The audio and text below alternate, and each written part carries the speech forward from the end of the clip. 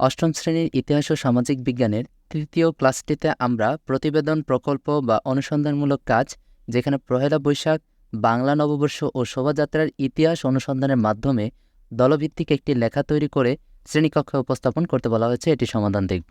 সম্পূর্ণ ভিডিওটি মনোযোগ সহকারে দেখার চেষ্টা করো এবং এই ভিডিওটি তোমার বন্ধু বান্ধবের সাথে যত বেশি পারো শেয়ার করে জানিয়ে দাও। বার্ষিক পরীক্ষার প্রস্তুতি চলমান রয়েছে। কাজের উদ্দেশ্য: পয়লা বৈশাখ, বাংলা নববর্ষ ও শোভাযাত্রার ইতিহাস সম্পর্কে জানতে পারা, প্রয়োজনীয় উপকরণ, পাঠ্য বই, ইন্টারনেট ও সহায়ক বই। কাজের নির্দেশনা: শ্রেণী শিক্ষকের সহায়তায় শিক্ষার্থীরা 5 থেকে 6 জন মিলে দল গঠন করবে।